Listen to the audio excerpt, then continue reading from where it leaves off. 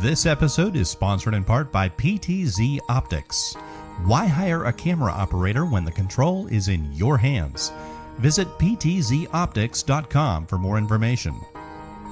And by NewTek, makers of the TriCaster TC1. Stun your viewers, not your accountant. Visit newtek.com for more information. Well, good evening, everybody. Welcome to another edition of Creators Corner, and I have a really special guest tonight. I think you guys are all going to have a good time here as we talk with my guest, but I just want to let everybody know, if you haven't done so already, hit that subscribe button, hit the like button, share this out, because there's a lot of great creators that we're going to be bringing over the next couple of weeks, couple months, and tonight's no different. And I have the esteemed pleasure to bring on a man that I literally just met a couple months ago, and the way I met him, he has a knack and a talent for having his Facebook page removed. He knows how to get to the core of Mark Zuckerberg to have not only his Facebook fan page removed, not once, but twice, but rob your personal Facebook fan page twice. Welcome to Creators Corner. Thanks for having me on, man. I appreciate it. Well, it's great to have you here, and of course I'm being facetious when I say all that, because let's just face it, you just been done dirty. That's the bottom line here, right? You Yeah, it's been an interesting journey, that's for sure. So tonight I hope we can kind of get to know more about you and learn and have the audience that may not know you. And you guys, as always, feel free to put questions in the chat room. And if we don't get to them, we're going to get to them at the end. We usually do an hour of conversation. We don't want to break a flow. We're not ignoring you.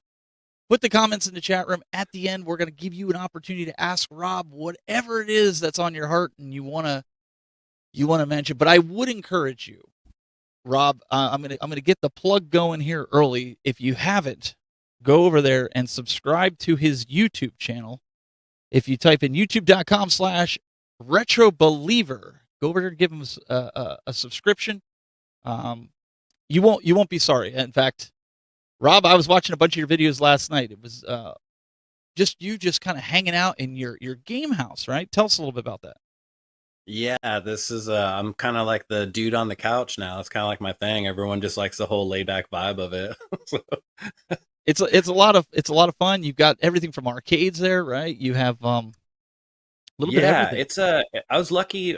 We found this property and it had this additional separate house on the property, and it was used for more manlier things. The guy did a lot of construction and stuff, and then of course I went and gutted it and turned it into a giant nerd lair because so, but it's nice because the back is the arcade area, so the kids can play in arcades back there, and then there's a TV above the arcade, Oh, and nice. that's got mini systems hooked up to it, and so like you can game on that or watch movies or, and then the front of this game house is just where all the consoles and stuff are. So it's pretty nice, man. It's nice. It's a nice getaway, man. And I can listen to whatever as loud as I want out here. That's the best way to do it. I have a Yeah. basement. You have a house. My wife keeps Yeah. talking to me about doing something like that, and I'm just like, you trying to tell me something? Like you want me out of here or something? So you have your own lair. That's awesome. Yeah, Um, it is. Very appreciative, man. I don't take it for granted.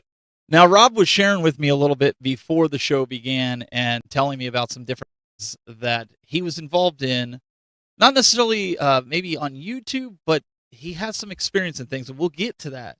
But Rob, I want to kind of go back because last week we had Mr. Rightway on here, and he's a military man, and you said that you also were a military man. Is that correct? Yeah, I somehow gutted out 20 years in the Air Force, so Wow, I mean, yeah. that's amazing. Well, thank you for your service. I really appreciate it. Yeah, thanks. I don't really tell a lot of people. I mean, it's not that I'm embarrassed, but I don't know. I'm just it was just, it was a job and I did all right at it. So Well, I mean, hey, listen, anybody that's serving our country, I mean, that's not for everybody. We'll say that, right? It's yeah. a special person. Yeah, I've been retired, I think it'll be 3 years this June already, so it's gone by Wow. fast. So let's go back because I want to bring up something that maybe people don't know about you. And he kind of slipped it in one of his videos. I believe it was yesterday. Rob, you got into the retro scene when you were. There's something that a lot of us, we grew up with a console in the house. You said in your video, we didn't have a console. You know, my parents, your dad was in the military, right? Yep. And so you were on a military base, and I understand. Back then, the military people weren't paid a lot, and you didn't have the money for luxury items like a video game console. When we were younger, they told us to go outside and play. Right? That was the thing. So how did you connect with the gaming experience? Tell everybody that. Yeah, it's funny. Actually, Tiger LCD games were actually the first thing I got. So I kind of probably should have maybe included that in one of the videos. But my mom would take me to these stores in Rhode Island called Zare or Ames. I don't know if people remember those stores, but Yep. we'd go get these Tiger LCD games. My mom would get one for me, and I think that at the time they were, if I remember right, they were probably like $20 a game, which back then I think was probably expensive. And I had that for the longest time, and one day we were at this, on these Navy bases, they have like a store called the Exchange. And my mom, we were at the Navy Exchange, and she was like, "Is this it?" And I was like surprised that she picked it up, and I didn't know why she was asking, but then she got it for me like on the spot, and it was I don't know, man, it's super emotional. Like it's emotional talking about it, and so it became the symbol for my Facebook page, the Game Boy. It meant so much to me that she got me that, and so that it became a symbol for my Facebook page, and then ultimately started off what my gaming love. And yeah, I just man. So you spent a lot of time, you got those. I think we all had a little bit of those Tiger Electronics. I had, Mm. I'm trying to think of the one that was a sub game. I can't remember the name of it. Maybe somebody in the chat room knows, but we had that. We had Double Dragon 2. That was right when Double Dragon 2 came out. That was our portable stuff. Like, Yeah. you went on trips for vacation to the beach or something. You took that in the Yeah. car, and I don't know if you remember, they had Double Dare and Ghostbusters, but they weren't Tiger. They were like really flat, kind of square looking ones. Like Ghostbusters was red and black, and Double Dare, I believe, was Oh, orange and black. yeah. I don't remember that brand, but I know what you're talking about. You know what I'm talking about, right? You've seen them. Yep. And I was in the same boat as you, right? That was our setup. So it's really cool. Like when I heard that, I immediately was drawn to it when you said that. And there's a lot of people, they see what you have there and they go, why? Why? You can't let go of your childhood. But it's like, no, sometimes it's about getting things that you didn't have you didn't get to enjoy as a child, but you wanted to experience that stuff. And that's what you're doing with like even Rampage, right? Tell us about that. Yeah, Rampage was the first arcade game I ever played. Arcades were big for me too. My brother and I, we went to arcades a lot because, not having consoles, you have quarters, right? And Yep. if you don't have quarters, there were ways to get quarters. Kids can be really resourceful, at least back then. I don't know about today, but but yeah, man, we'd go to the arcade and we'd put our stack down and we'd play whatever arcade was open. But I was drawn to Rampage, and I was lucky too. I mentioned in my last video, I got to meet Brian Collin, the creator, and you can see there's a framed lift behind the actual arcade that he signed for me. And dude, he's a super genuine, gracious human being. Like I asked him, like, will you sign this? Like, how much do I have to pay? He was like, pay. He's like, you don't charge for this. He's like, and he's like, in fact, he's like, you can come around, and he had me come around the table, and actually got to meet him in person, and then signed it, and I met his wife, and like it was really cool, man. He's a really cool dude, so it like blew my whole mind, man. That's pretty awesome. And so you said your brother was into all this as well. So what type of games growing up got you hooked besides Rampage? I mean, everybody has their vice, whether it's fighting games or, standing there playing them, racing games. What was yours? Yeah, I'm big into the sit-down racers and anything like Star Wars type games, like flying or shooting. Those are like my go-to at the arcades. Mostly are driving though, because you can drive in the arcade that you can't drive on the road that way. So, I mean, you could, but then there's some legal repercussions. So when you go to the arcade, man, it's like sky's the limit. So I tend to favor that, and then I love light gun shooters. Okay. Yeah. Yep. Yeah. So let me ask you, like you grew up, you didn't have the consoles, you played at friend's house, you had your favorite games, the racing games or whatnot, the arcades. Now that you're older, you went to the military. Were you still playing games when you were in the military serving for 20 years?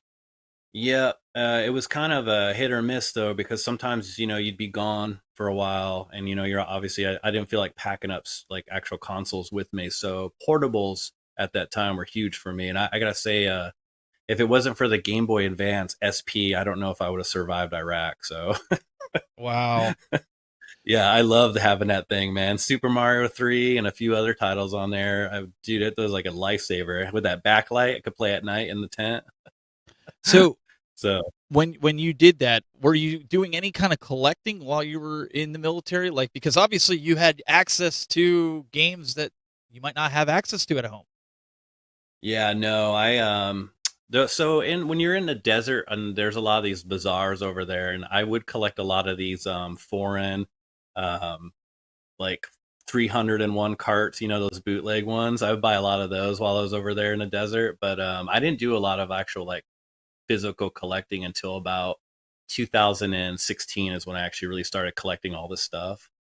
Okay, so you're kind of like up there with a lot of the people that I've spoken with.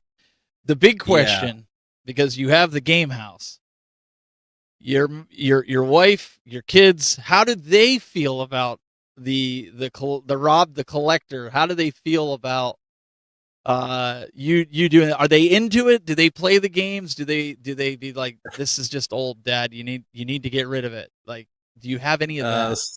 So the wife, this is why I have the game house, is because she didn't want she didn't want any of this crap in the house. So she's not a gamer, is what you're telling me.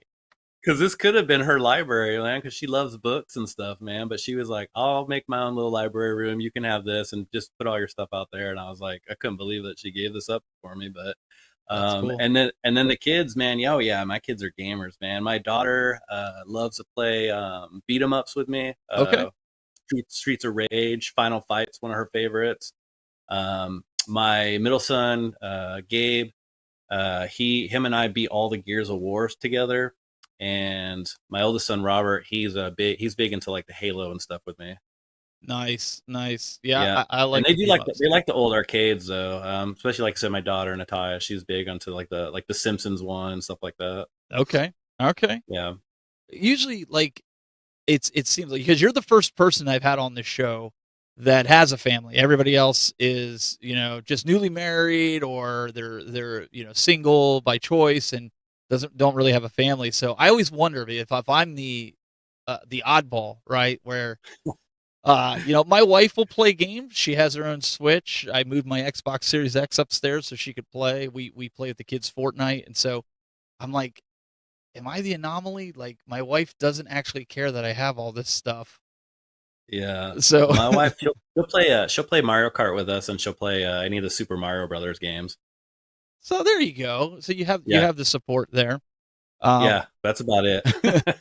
So I want to ask you, when you got out of the military, you said back in 2016, you decided to collect all this stuff right before COVID, and you started to get into it. What made you decide that you wanted to do this? Was it YouTube that made you decide that you wanted to start collecting? Was it the retro boom? What was it that really did it for you? Honestly, so I didn't actually retire till 2021. Oh, okay. 2016, I was living in Alaska, and I was in Alaska for about 7 years, and it was Ghostbusters that really started off my whole collecting desire. And once I started collecting Ghostbusters, I went down this wormhole of my childhood, and so I literally just started rebuying back all the toys my mother and father got me from when I was a kid. So literally replaced every toy that they've ever gotten me is in this game house now. So you're a toy collector too, not just a game collector. Oh yeah, I'm a huge toy collector. I've got RoboCop, Judge Dredd, Ghostbusters. There's a whole wall over here of Transformers, Batman. Donatello is my favorite Ninja Turtle. Like, it's all. I have an actual video of the game house tour. If people ever are interested in watching, I did jack the sound up on it because it was my first video back when I returned to YouTube, and so the sound levels are like god awful, man. Like, the narration is great, but then all of a sudden this song just comes blasting in out of nowhere because I forgot to lower it. Hey, it happens. You're gonna have those. But yeah, I'm a big collector of toys and video games, so for sure. So that leads me to my next question, and you kind of prefaced it without even knowing. You said when you made your return to YouTube, what does that mean? So I was always scared to do YouTube. I felt like I was going to look like an idiot, and so I'm very self-conscious person, and I don't normally like to be in the spotlight. And so I think I hid behind Facebook as a media because I could just have written word and post pictures of stuff, and then people like that. But then when that went away, it kind of forced me to get back into YouTube and to maybe try something different out of my comfort level. And it's kind of working. No, I was just curious because I know some people, get into a different niche, and then they go away from YouTube, and then they come back and they get into another passion that they had. You and I were discussing that off camera, And so I was Yep. just curious if that was something like maybe you tried a different area like I did and decided that, you know what, this is really my passion. This is really what I want to put time into. So I'm gonna kind of stick with this. But that's interesting. You don't seem like the type of person that just wants to kind of hide in the background. Like you seem like you'd be the type of guy that you'd be at like everybody's buddy that like you'd help anybody, give the shirt off your back to that person. Yeah. That's the vibe I get from you. Yeah, I totally help anybody, man, for sure. But I don't want to necessarily be out in the open while I'm doing it. So I'm the guy that gives food to the homeless, but doesn't. It's not on camera. So Well, and listen, putting yourself out there isn't always the easiest thing. You have that. It's something that you got to get used to. There's good days and there's bad days, right? yeah, absolutely. But you told me something as well. Like, did you do this with the channel at all? But you said you were pretty well known to do modding, and you want to kind of elaborate on that. Yeah, that's really how I got started with all of this, honestly, this whole path that I'm on right now, which has been, I'm telling you, man, it's been a crazy ride. 2018, I started this Facebook page and it was called Retro Mod Rob. And I was a modder. I would mod specifically handhelds, Game Boy Advances, and then the old Game Boys, the 89 Game Boys.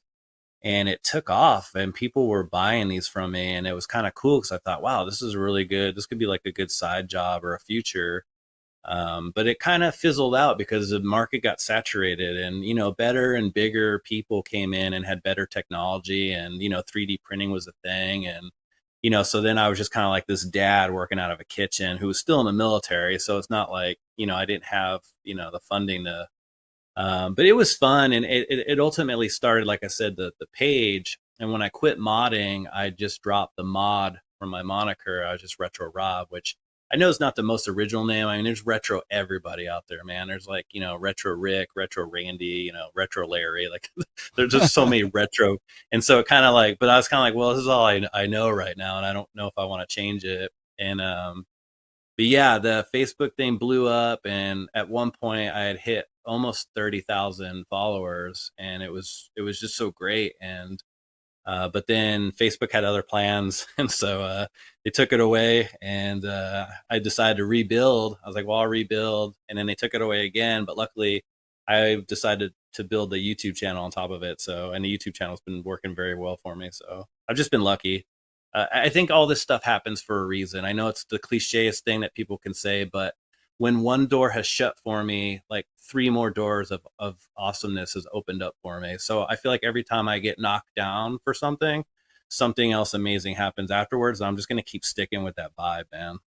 Yeah, I know, and it can be discouraging sometimes too. Like you see other people growing in in whatever community they're doing, right? And then all of a sudden it's like, what am I doing wrong, right? What do I got to do to succeed? And then it doesn't help when things are being taken from you and you didn't do Yeah. anything, obviously. Yeah, I didn't. I had no violations or anything. And they literally, that's what they told me I had was a violation of community standards. And, but man, you can ask a lot of people. I wasn't really upset about it. I was more disappointed.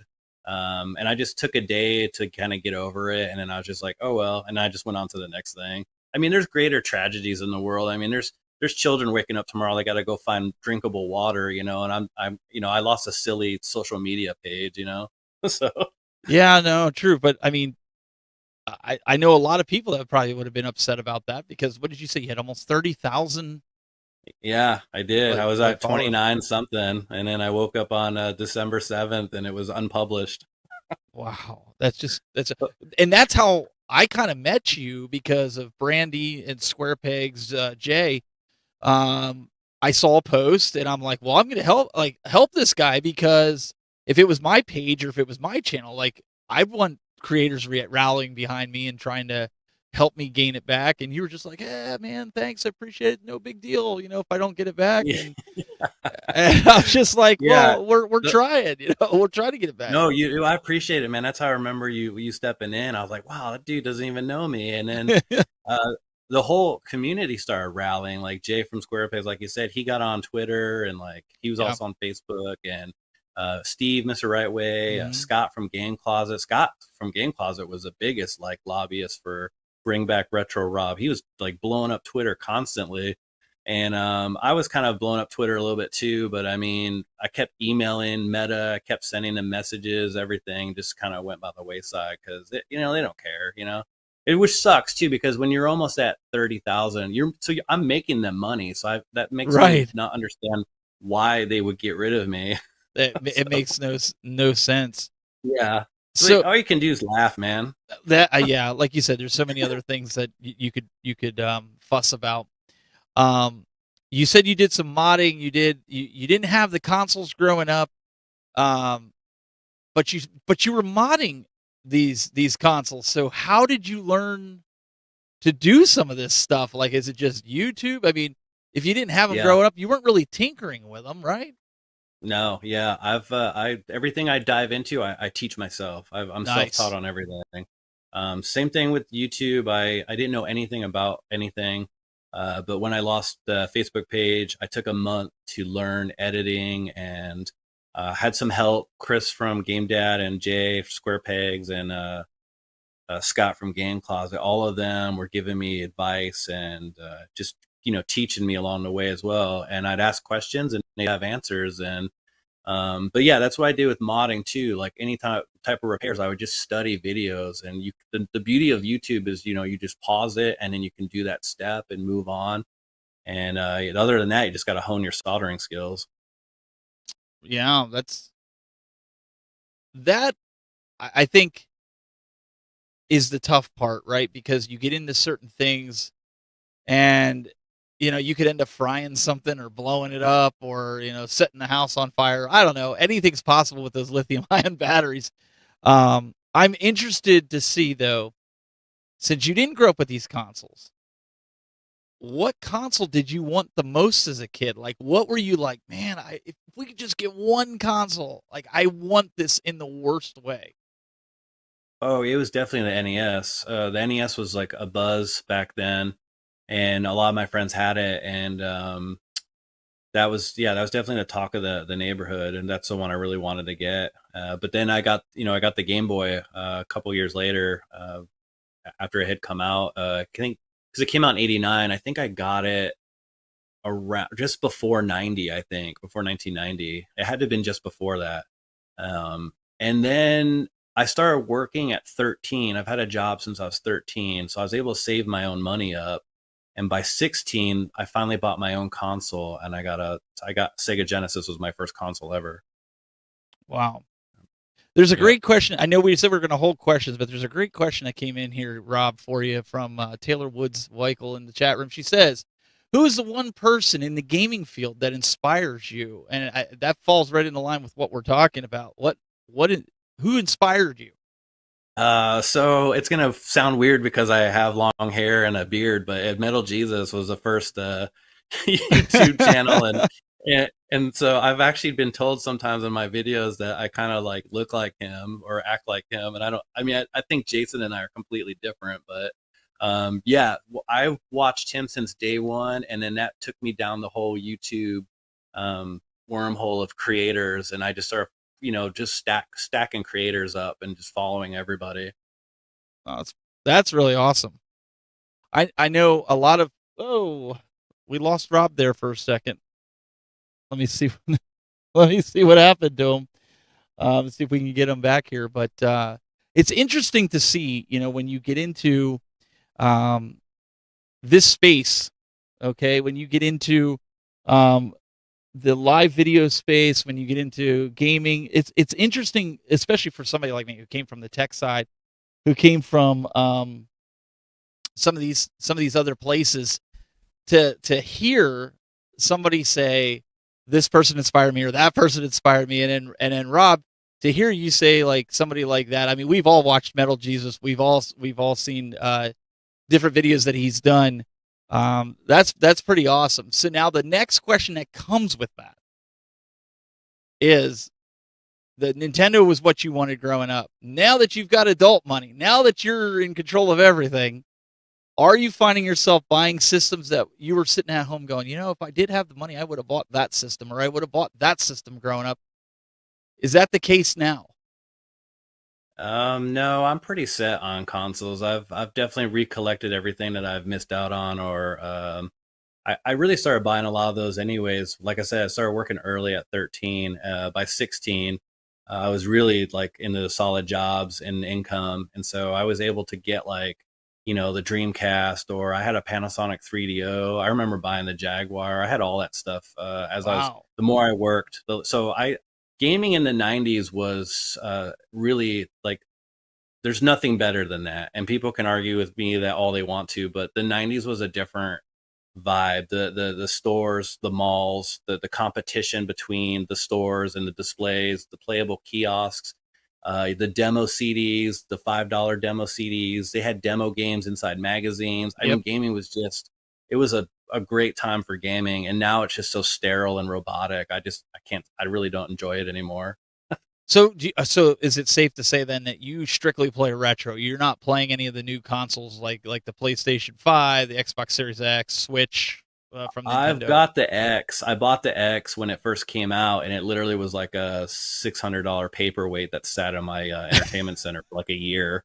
I had no titles that I felt were worth playing, and now I'm starting to play it more. Though there's a lot of great games I'm starting to find that are great on it. But I'm still strictly retro. I would say the most Yeah. played console in my game house is the Xbox 360 right now.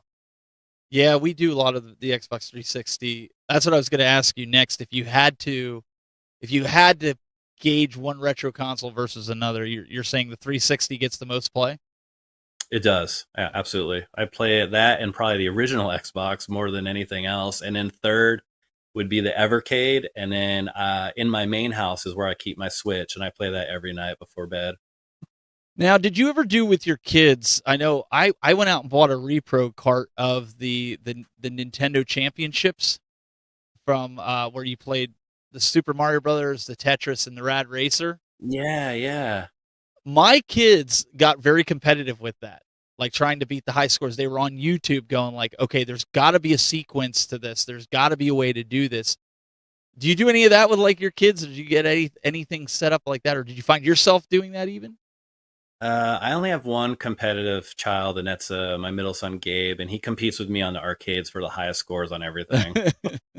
That's literally his, like, he's got to have his initials on there for everything.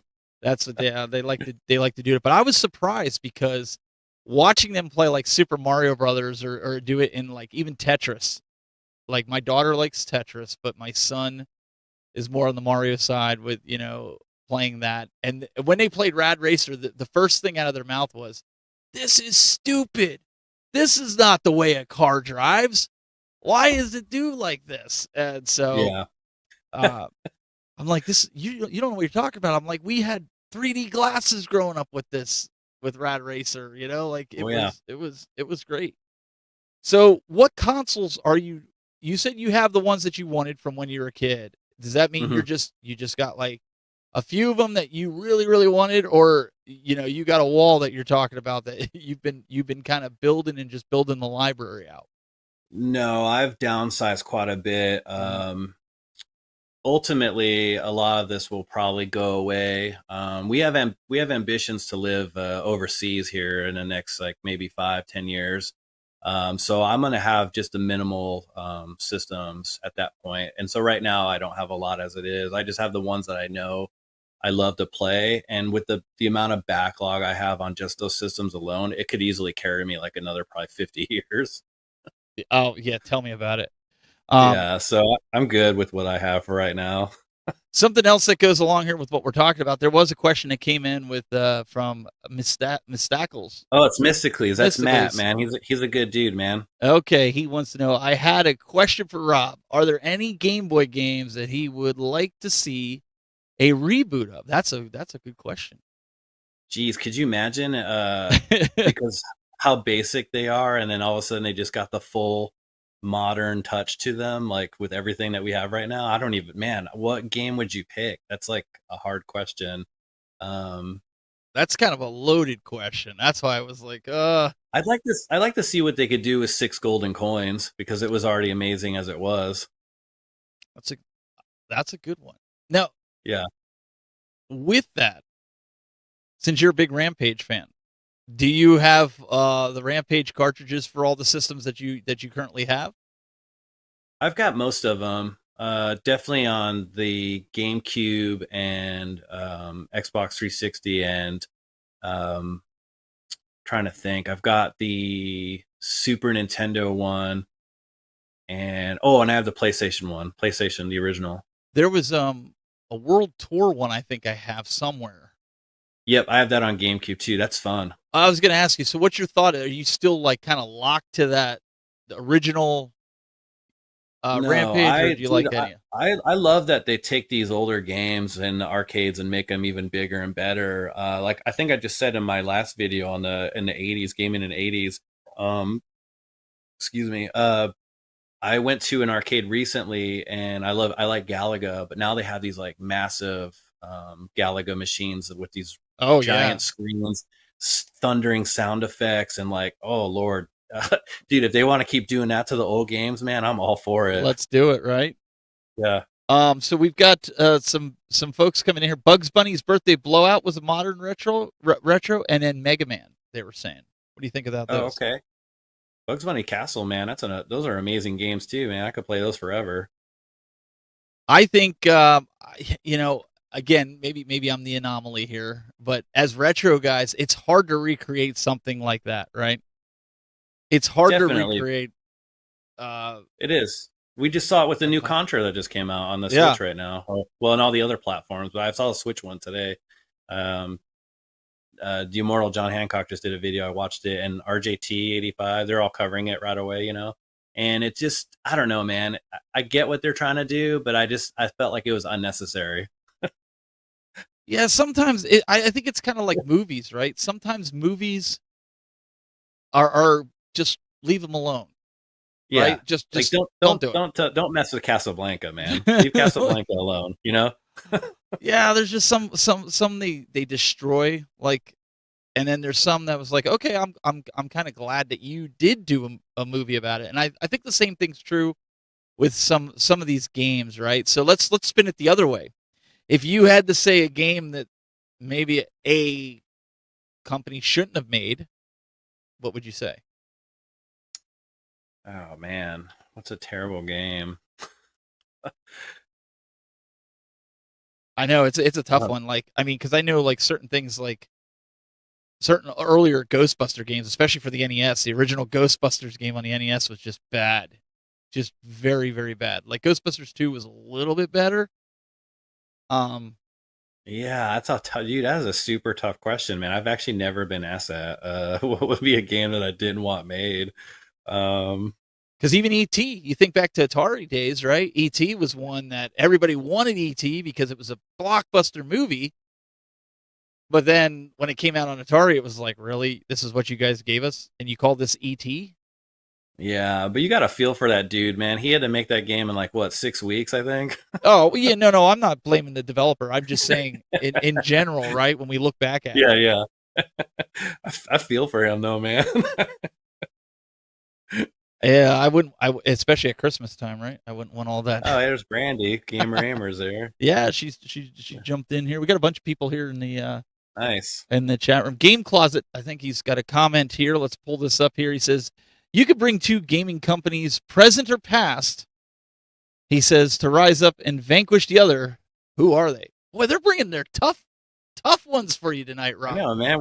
What's going on tonight, man? Well, first of all, Scott, thanks for joining the show, man. And dude, I'm gonna pick Sega. I'm gonna pick Sega. And I like to see that they're kind of coming back a little bit now. And what's another one? I don't know. I guess Atari's doing pretty good coming back, right? Atari, yeah, well, yeah, I mean, yeah, I guess if you. I don't know if I can think of two, man. Because I mean, what else would I pick? Like Panasonic? Do we want a new 3DO? Well, I do Good. like my 3DO. I do like my 3DO. Oh, I do too, man. Yeah. But I don't know that I would want to see them come back. But dude, Sega's definitely a front. I would love to have a new Sega console in 2024, man. I would kill for that.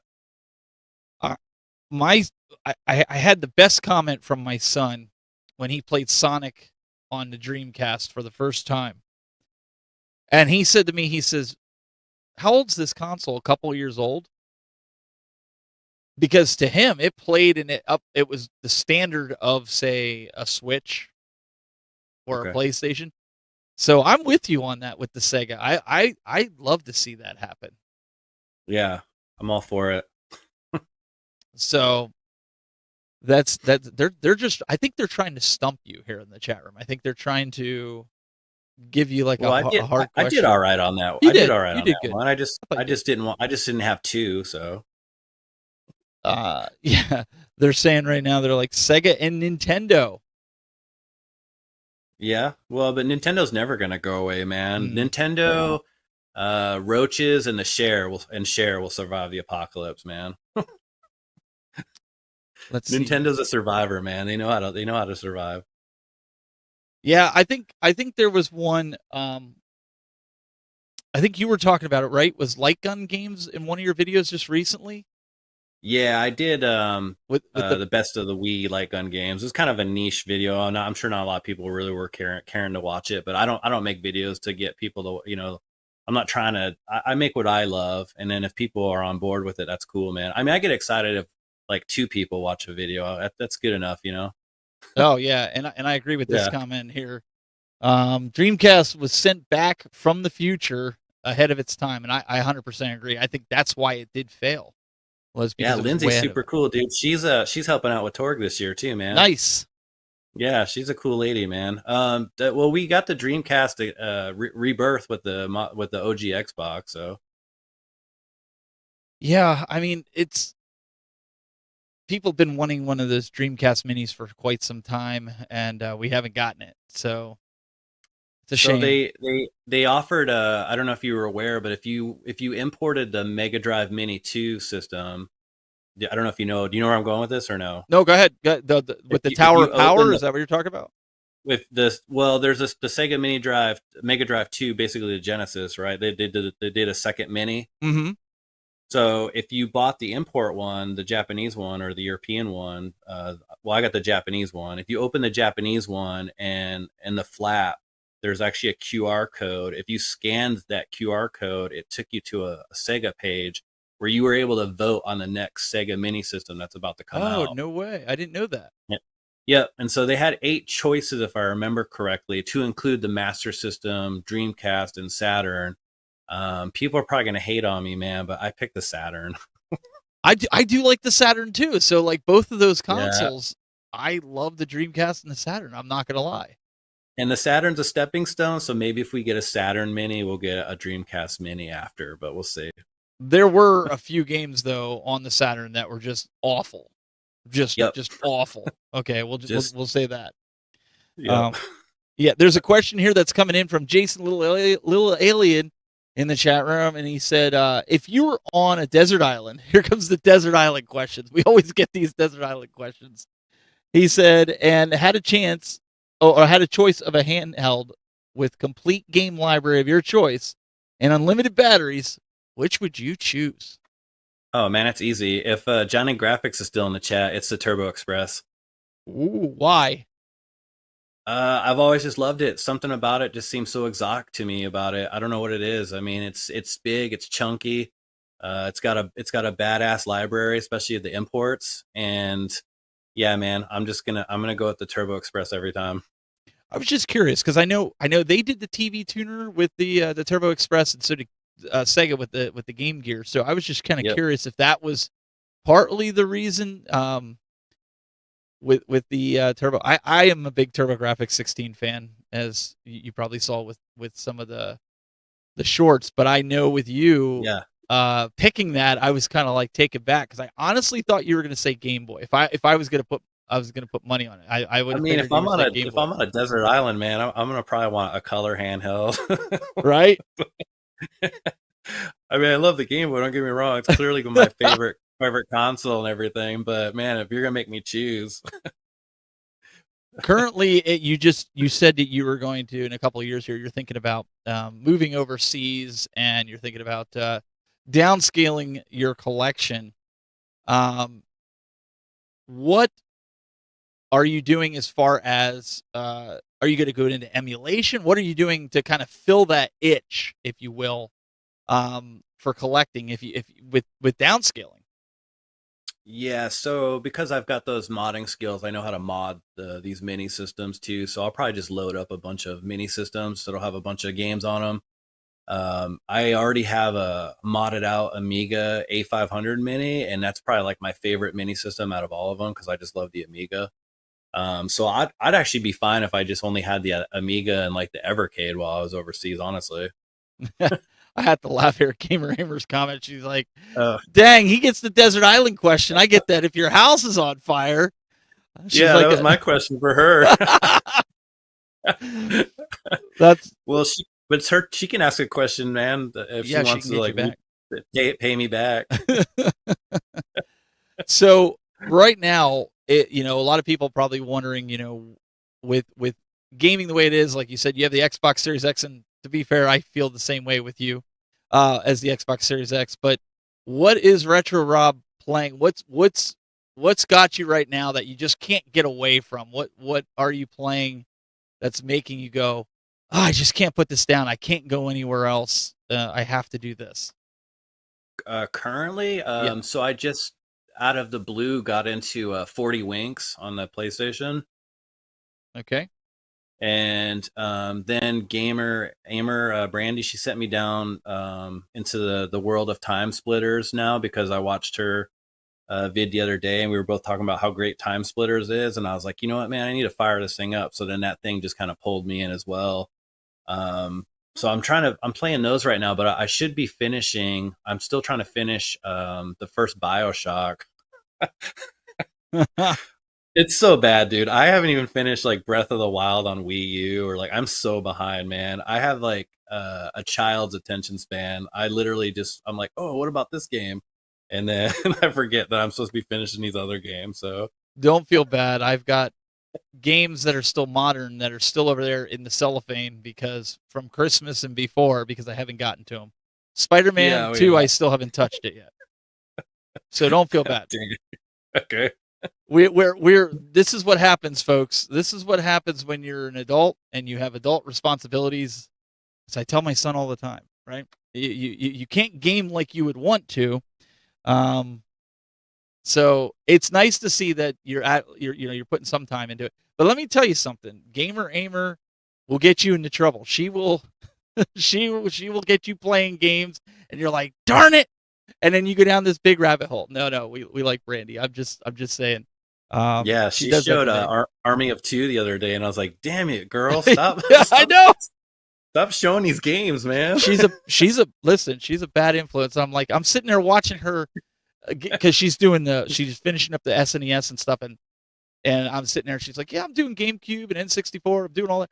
And I'm sitting there going, "Man, I'm almost to 200 GameCube games. There's 500. Man, maybe I should really think about it because I'm doing the NES." I'm telling you, bad influence. Yeah, bad influence. She gets in your head, man. She has me questioning my GameCube collection now.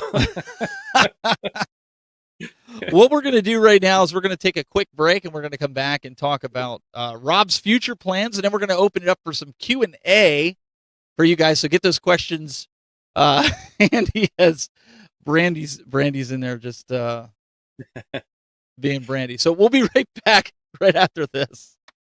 Hey guys, let me tell you a little bit about something to do with energy. We all could use a little bit of energy in our lives, especially when we're gaming out there, right? We could all use some form of energy supplement, something to keep our mind sharp and our energy and our focus on the games. And that's where one of my latest partners, and that is MAW Energy, MAW Energy. And I want to tell you a little bit about it here today.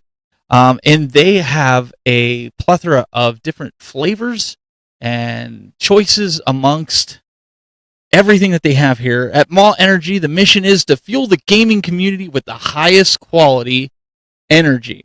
And that's one thing I like about these guys. They have a highest quality of energy focus blend on the market. And their special formulated energy drink provides gamers with sustained energy bursts and focus without the jitters and crashes. I can tell you that for certainty. Commonly associated with all the other energy drinks that I've seen personally on the market, and they're passionate about the gaming community and understand the unique demands that it places on the mind, the body, and even the soul. That's why we've partnered with this company to bring you the Maw Energy. Now, you can click on the link in the description below and check it out using my personal link.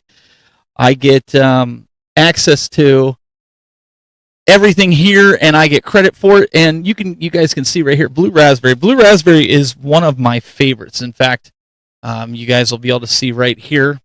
I have the Blue Raspberry here, and this is one of my favorites, actually. I have this one, and I have the Mythic Melon. I haven't given that a try yet, but this so far, one of the things that I like about this is the fact that it's not chalky. A lot of times with these energy drinks, you get a little bit of chalk in there. And what I mean by that is that chalk aftertaste, or it doesn't dissolve. I can honestly tell you from experience, this here dissolves. So give it a try. Click on the link below and in the description and give it a try. You won't be sorry. I know I'm not.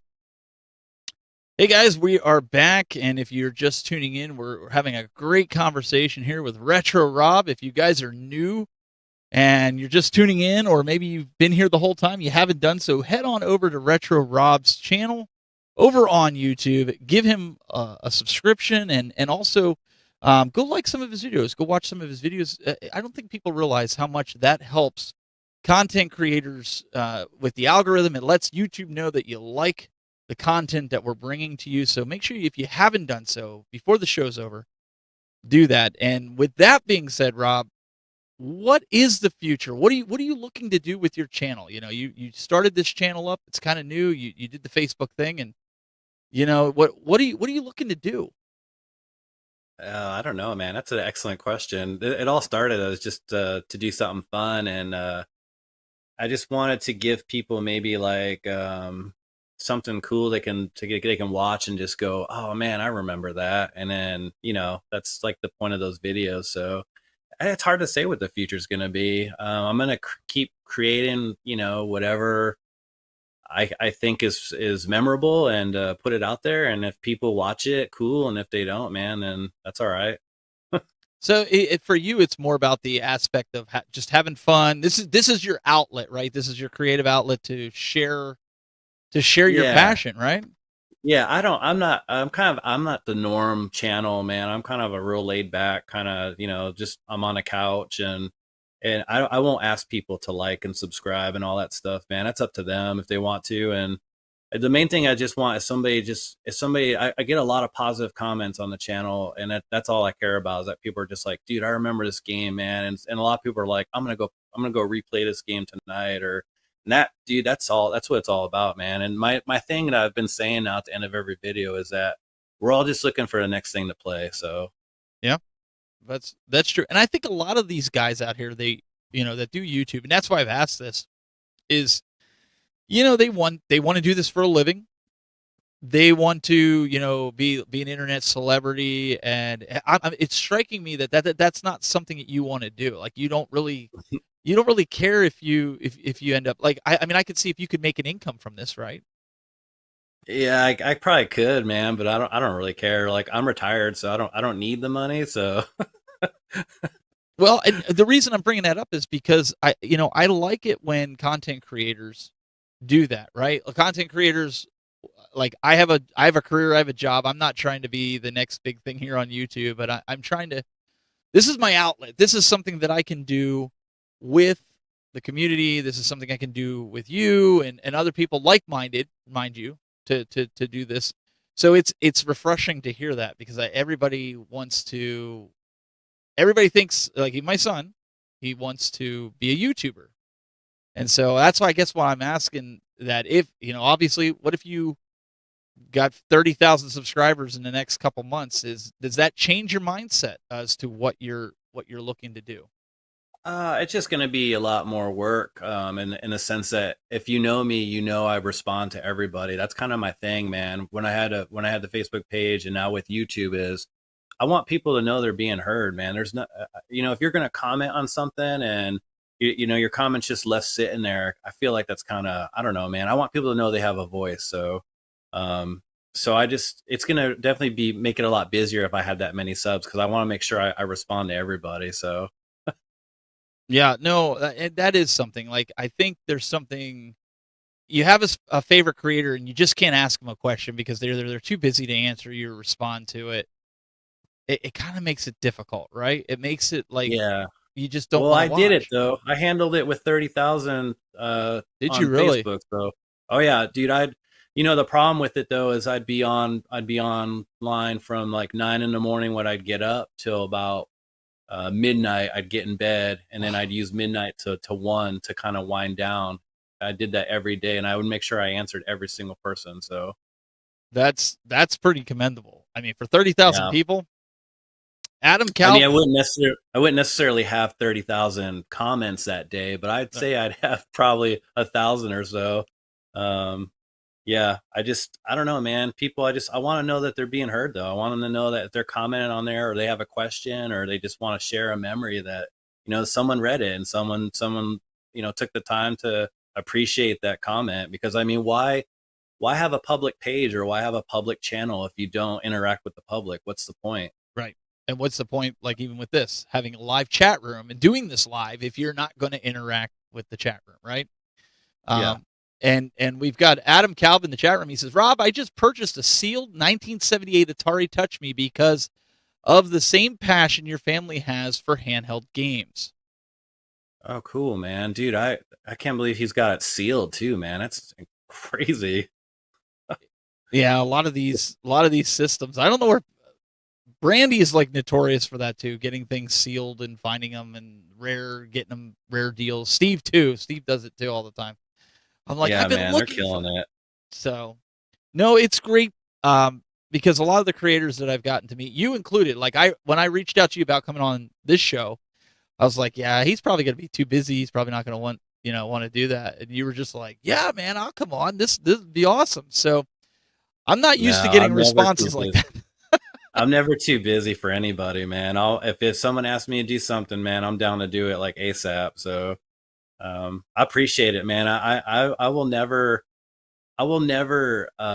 be too big for anybody, and I don't know. And I'm always going to be excited to see everyone again all the time. Like, even the first time I meet you, or when I go see John Hancock or John Riggs, or anytime I see those guys, I'm always geeking out, and I'm always going to be excited, and it'll never end. I'm living like kind of like a fantasy right now. And if you'd asked me like 10, 15 years ago if I would be friends with all these channels that I've watched for so long, I probably would have thought you were crazy.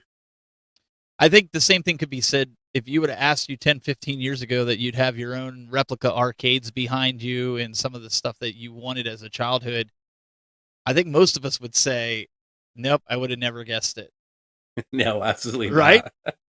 Yeah. I mean, that's the reality, right? You don't think of that stuff. So that's really awesome that you're, a lot of those guys, really great people to hang out with and do. So guys, what I want to do right now is, as we continue to chat here, if you've got questions, throw them in the chat room. Now's the time, and hit Rob, give him the tough ones. He likes to throw the tough ones at everybody else when they're up here on the hot seat. So feel free. No, don't be too hard on them. Feel free to throw them in there in the chat room and ask them some of the questions. Really appreciate it. Mike Hawk in the chat room. He says, enjoying the stream. Oh, nice. I love his logo too, man. I love Neo Geo. Oh yeah. And Jason Little Alien, he goes, is it me?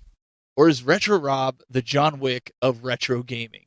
There's one that you probably haven't heard, right? The John Wick. Yeah, I get that a lot. I get Keanu of gaming, and I've gotten Dave Grohl. Also, Tom Green. I've gotten Tom Green before.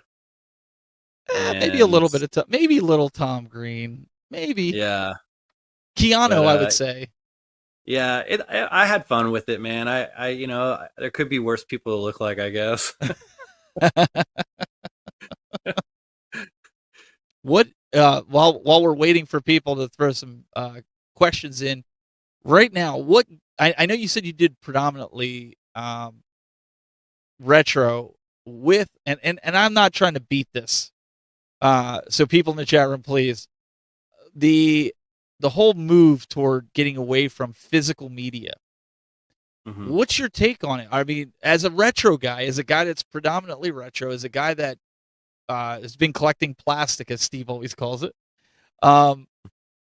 is it time, or are you kind of sad to see, that we might be at the end of that era? I'm not a fan. I can see though a lot of people have made some great points about it helping like the ecosystem, less trash, less waste. I guess, but I mean, I'm not. Who's throwing their games away right now? Who's Right. who's polluting these landfills right now with their games? Because dang it, man, I'm gonna be digging through them and go get them. But I don't know. I think if you go to a digital only era, you are going to kill physical media, because physical media then will become what we see right now, which is bonker nuts prices for no reason. No one should be paying $60 to $100 for Spec Ops: The Line right now. Absolutely not. It's a good game. It's not a $60 game though. It was a $60 game maybe when it came out, but not in 2024. So that's what digital is doing right now. Digital is making everybody greed is king right now. Greed is ruling everything, whether it's the grocery stores, gas, whatever. And so people are gonna cash in on this whole digital thing. And here's another thing too, man. Never give the people only a choice. Never tell people that this is all you're gonna get, because the people eventually are not gonna take that forever, in my opinion. So you start telling people this is how it is. You're gonna start having this weird, like almost like Demolition Man, where a whole new society exists underground, and we all got our games and we all got our, everything that was considered illegal in that movie. Now, you said about Spec Ops, but I'm sitting here going, shh, don't tell them that, because I'm looking at pawn shops where I got my original Spec Ops for $2, because I'm going to use that to fund to get my Nintendo games that I need. I'm going to buy a bunch of the Spec Ops when I find them and sell them for the ridiculous price that they want for it. Yeah, I mean, I get that. I'm not trying to just messing crap all over it or whatever, but I just think it's kind of unfair to people who, if they've never gotten Spec Ops: The Line and now it's digitally delisted, and they do want to play it, now they're like, well, what the hell, dude? I don't want to pay $80 for this game. Like, I don't know, man. It's weird. Yeah. So there's a question also in the chat room. What conventions are you going to this year, Rob? My first one is Midwest Gaming Classic, and it's weird too because I'm actually rooming with Chris from Game Dad and Jay from Square Pegs.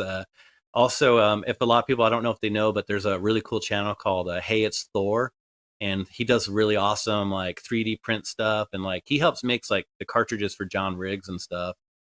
He's going to be rooming with us too, and I'm really excited because it's going to be like a really fun weekend of just gaming and being at the expo together. And then the only other one I have planned at the moment is I'm going to the Southeast one. Southeast is it Southeast Gaming Expo? Oh, Southwest in Carolina. Yeah. Yeah, I'm going to that one, and I'm finally going to meet Gemma from the Gebs. Her and I have been friends for probably the last 2.5 years now. But nice. we've never gotten to meet in person, and someone's finally flying her out there. So we're gonna link up and we're gonna do some game hunting together and do some cross videos and collab. Nice. Another question here from Lindsay. She says, "How do you decide your video ideas? What are you going to do, and when you're going to do them?" Yeah, I don't know, man. I really don't think about it. Something will just pop in my head, and I'll be like, "Oh, I'm gonna make that into a video," and then that's how I do it.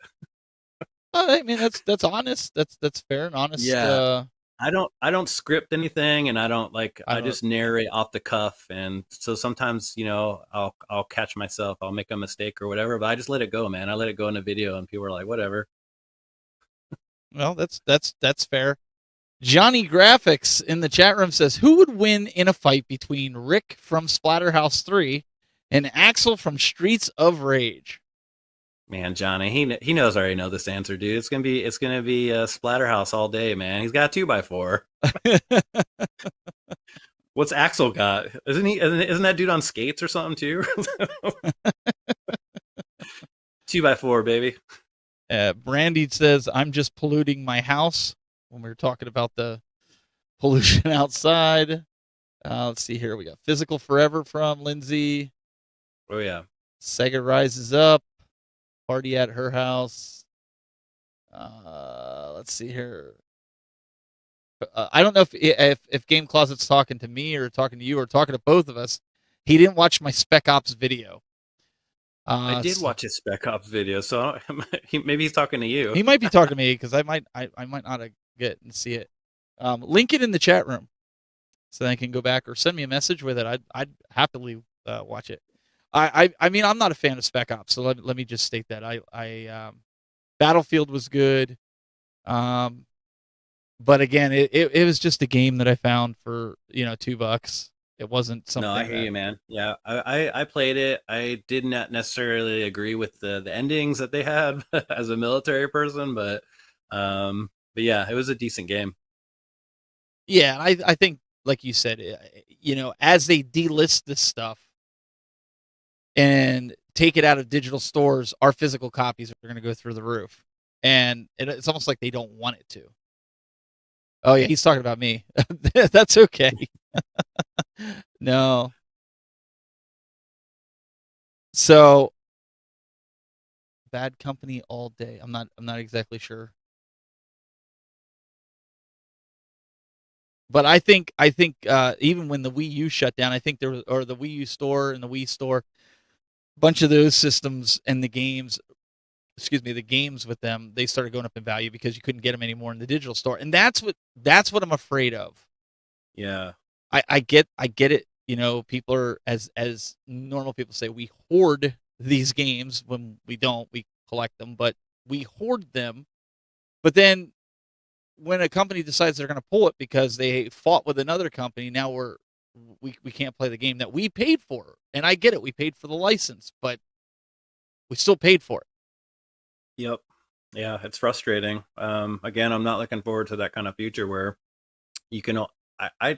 The thing that creeps me out about digital too is that it's not really yours, and it's only one electronic disaster away from being gone forever. Whereas a physical, I can just pick it up and go play it anytime I want. So, if we're going to strictly digital from here on out, what's to say that there isn't some major hack or something happens? I mean, you just saw AT&T, crap the bed today. Yep. I mean, granted it was temporary, but what if something like that happened where all of our games were gone? Then what do we do? It makes me nervous just even with vehicles being connected to that, but that's a whole nother story. Yeah, absolutely. Game Closet says Battlefield Bad Company 1 and 2 100 times better than Spec Ops. I agree with that. I am a big Battlefield. I played Spec Ops once. I don't have any. So let me just state that I have no nostalgia to Spec Ops, so I don't care if it goes up or down in price. But I would agree with that. Battlefield is.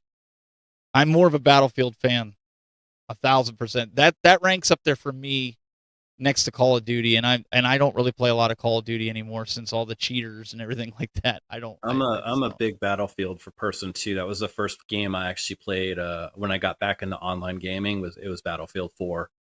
And I love it. I love the fact that you can get into turrets or you can get into vehicles as well. It gives that kind of the edge, and I still play it with a few of my friends from around the military that are different states right now. So Rob, there's a question that came up here again from Game Closet. I don't know if he's setting you up here on this one. He said, "What's your wife's favorite game?" I know she doesn't play too much, but I want to know because he knows she's watching, so he wants to see if she's gonna say yes. She grew up with an NES in their house, a little bit, excuse me, down the road when she was older. But anything Super Mario Brothers is her favorite. She'll play any Super Mario Brothers game there is, especially if it's co-op. So Johnny Graphics says emulation is the only realistic long-term solution. He's afraid, and Game Closet agrees. It is, yeah. Again, it's going to be like that whole underground thing, where we're all just pirating these games and hoarding them, and until those fail. Emulation can fail too, and then you're gonna have to re-get that ROM somehow. So there's gonna be like these ROM dealers open up their coat and are like, "Hey, man, you want to buy this ROM?" But you have to ask yourself though, like even with your kids playing this, do your like if something would happen to you, and I asked myself this question too, so I'm not trying to be morbid here, but if something happened to you and your collection was left, is is the nostalgia real with your kids, or would they just up and sell it, just get rid of it? I think they'd all fight over what they could have, honestly, especially when it comes to the Transformers and Batman stuff like that, and definitely the Ghostbuster stuff I have. I think they would fight over it. Whereas my wife, if I don't create a list pretty soon and have somebody help sell this stuff, if the kids don't want all of it, she said she's just going to sell things for like $1. And I was like, oh my God. Oh, that's the worst thing to say. She's literally going to just clean out this whole house, man. She doesn't care. And I'm like, so I need to start itemizing everything and then like name somebody who can come in and help sell it. I'm just curious because like I can understand toys. The kids would want the toys, but what about your games? I mean, would they sell it to get the toys? Like that's well, my boys will definitely want the more modern systems. I could see them all wanting the Xboxes and stuff, but all the other stuff though, I don't think they would. None of them would care about it all. well, so that's my point. My question then is, does retro die with our generation? I'd like to hope not. I'll tell you this: my oldest son Robert, he's his best friend recently got a Super Nintendo and a box full of games, and they spent the whole weekend exploring and discovering a Super Nintendo, and they were completely blown away by it, and now are playing it like every weekend, to include the Mortal Kombat. So I think there's hope, man. That's a good start. I mean, because I'm trying to do it with my kids and their friends to hopefully keep this alive. Yeah, I think it's going to be like, you know how we all went through this thing where albums came back. Now we all like albums again. I think that's going to hit our kids like that. They're going to be like, wow, dude, what is a Sega Genesis? And they're like, I don't know, man, let's take this home and fire it up. And they're just going to be like, holy crap. But how many albums ended up in a landfill, right? And or in this case, maybe it's too late. All these games end up in a landfill. I don't know. Just something I was thinking about. Adam wants to know, what was your most memorable modding experience? Probably when I was doing my line of Game Boy Advances. I made a pretty awesome Halo Reach Game Boy Advance. It had like the symbols on the back and everything, and the colors, and I was pretty impressed with that. And then another one, I made a Star Wars themed. And it had actually like on the back, it had like Darth Vader, and it came with 2 actual Star Wars Game Boy games. Those were like my favorite mods, man. And another one too. So I have 3. I made a Legend of Zelda one where I actually painted the case. It was gold and it had all the colors from Ocarina of Time. It was an Ocarina of Time Game Boy Advance. And I also made a little chest. And when you open the chest up, it had a bunch of Zelda games in it. I made that for a customer. Wow. Yeah. So I was really big into it, man. It was fun. It was kind of like an art form for me. But like I said, there's way bigger and better companies out there like Handheld Legend and Game Boy Kingdom, all these other, companies that are just, they're doing it right. And, let them have it. I didn't need it. Adam also wants to know, Rob, are you a WWE retro fan?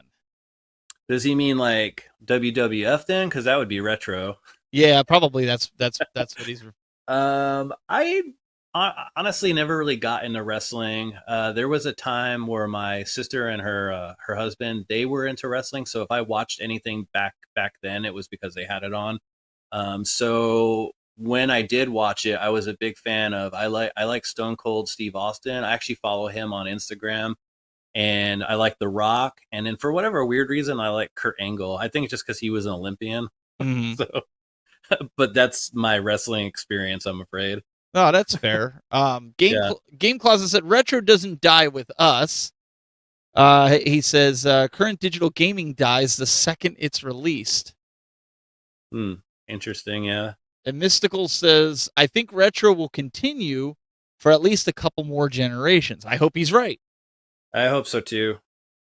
And Adam goes on to say, most impressive. Mystical says, awesome stream, guys. I got to go, but I have a great night, everyone. Yeah, he's cool, man. Good night, Matt.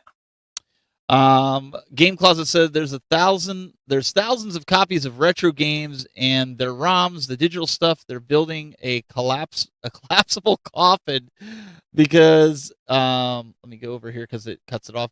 They're never lower prices of older games or even bad games. It will fail. I kind of agree with that. Rob reminds me of AJ Styles. You'd have to look up AJ Styles. Is he a wrestler? Yeah, he's a wrestler. He's Oh, wow, he's all more of right. the modern era. I'll see if I can pull it up here. That's true. He I mean, could pass as AJ Styles.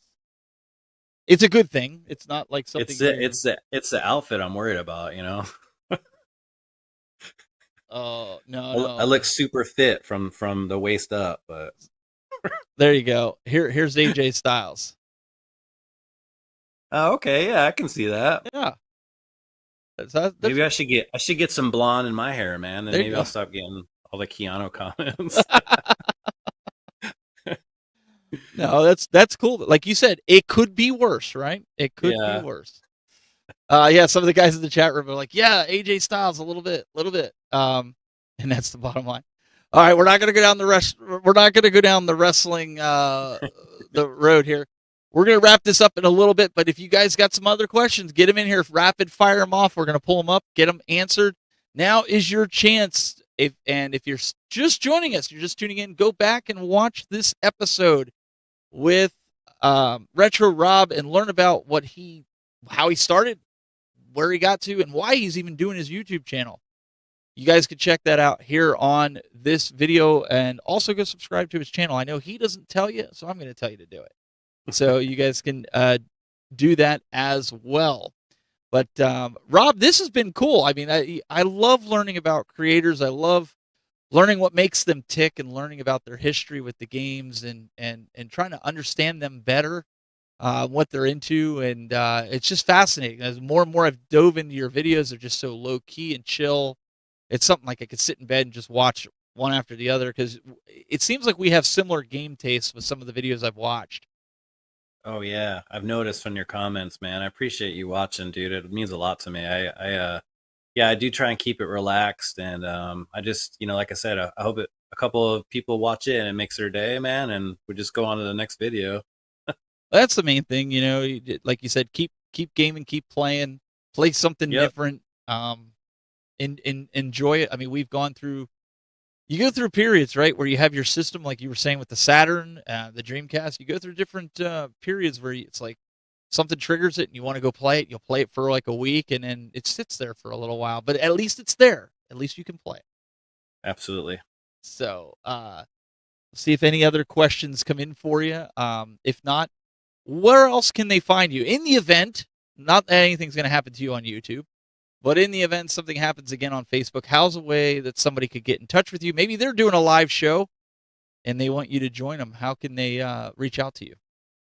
I still have Instagram, and it's still Retro Rob. It's Retro Rob Instagram, and then you can find me on Twitter under my name, Robert Coviello, which you got up there, so that's easy to find on Twitter. And yeah, that's really about it. I don't really have a lot of other platforms right now, so I'll just eventually YouTube will come back, but I think it's gonna be under a rebrand, so we'll see how that goes later. Adam, 76 Coleco Telstar. Oh my god, dude, I was born in 76.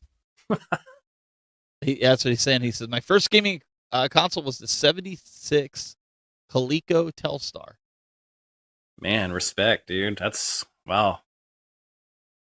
So Adam's a good dude. He's been in my community for a while. He has a very, very tasteful palette, we'll say, for some of the retro nostalgia, both in arcade games and with consoles. So it's always great to hear some of the gems that he has hiding in his condo. It's a lot of fun to get to know some of these guys and what they collect and what they have, and you're like, man, yeah, I've only seen pictures, Yeah. Show us pictures. Yeah. Oh, yeah. The Game Closet's correcting you. You meant Facebook, not YouTube. Yes, he meant Facebook. When if he said you said eventually YouTube will come back. I think you meant eventually Facebook. Oh will come yeah, back. sorry. Yeah, eventually I'll rebuild a Facebook again but I think it's going to be called something different. Where I think I'm playing with the idea of just a retro believer or the retro believer, and in that way, in a whole new background and everything. So that way, maybe Facebook won't see retro Rob again and be like, "Oh, that guy's an imposter," and take him down again. I don't know. Well, that's We'll see. Is there another Retro Rob on YouTube or on Facebook that's So big? Maybe he's there's reporting a it. clone page that's using my old pictures from back in the day, Oh, and so I think that clone page has been reporting my current page, and Facebook's like, oh yeah, we better shut him down. It sucks because the clone page keeps gaining followers because I think they think it's me, but they only have like 5 posts on their page, and it's really disappointing that they chose like 5 of my worst posts. Like I was kind of rooting for them. I'm like, if they just had better posts, they'd probably be more successful. So I was like, man, let's see what these guys can do. You know, I was kind of cheering them on, but so yeah, there's a clone page with my old Game Boy symbol and everything. It looks just like my old page. that's probably what I happened. think, but everyone's been really awesome, like going on there and leaving a terrible review. It's got 21 bad reviews. It's got a 1 out of 5 star rating, and like everyone's angry faced every post on there and left comments, and some comments I won't say on the show. So, but yeah, it's kind of funny that it exists right now. Like I mean, I think it's hilarious. So we'll see what happens. Wow. Well, yeah, we're going to follow that journey, and we'll definitely, as you do some rebranding, maybe we'll have to get you back on another episode of another show that I'm doing. That'll be coming in a few weeks. That we're relaunching that show, so that'll be coming. But again, I really appreciate you taking the time to come on here and hang out with us here on this Thursday night, and tell us all about your history, right? And have a great time with people in the community. Yeah, absolutely. I'm super, like I said, I'm humbled and honored, man. I kept telling you like a million times that I was very thankful you had me on here, and I'll be like that for everybody forever. Like I still can't believe people have me on anything. So it's really cool, man. And I'll never take it for granted. So thank you again. Oh, anytime. And guys in the chat room, next week we have a really another up and coming YouTuber, a really fun guy. Neo Ness will be joining us next week. If you're into Neo Geo, if you're into Xbox collecting, he's your guy. We have a lot of fun with him on Friday night. I like to pick on him. He likes to pick on me. So we're going to have him on. And I've reached out to a bunch of other creators that are willing to come on. One of them, Nintendo, he said he would come on here and hang out with us. And RGT85, if you're fans of those guys, we'll get their history as well. And if you guys think of any, and Rob included, if you think of anybody that possibly would be interested, send them this video, send them this show, and tell them, hey, this guy wants to bring you on and interview you and talk about you. This isn't about me, it's about you. So Yeah. come on here and have a good time and tell your story. I want to hear your story. Yeah, there's 3 in the chat tonight. Johnny Graphics, Mysticles, and Scott from Game Closet. Man, they'd all be great guests. And then we have another friend, Gene from Caps Off Gaming. I'll send your info to him too. He's a riot. Yeah, if they're interested, man, I'd highly suggest them. So, all right, awesome. You guys, my email, you can get a hold of me. It's on my YouTube page, steve@ttbgaming.com. Feel free to reach out to me, or Rob, if you give him the connection. I'd love to get you guys scheduled to come on the show. I think it'd be a lot of fun to tell your story. We always have a good time here. And Rob, I mean, time flew, right? It's almost 9:30 here. We went almost an hour and a half. And you got a lot of new fans in here. Some of the guys were PMing me here on Facebook and saying, like, you're an up and comer, you're going to be really good in there, and you're a great dude all the way around. So if you don't know Rob, you need to get to know him. He's a good guy. Yeah, thank you. Absolutely. Guys, we'll see you next week for more of Creators Corner. Thank you again for tuning in. Have a great night and enjoy your weekend.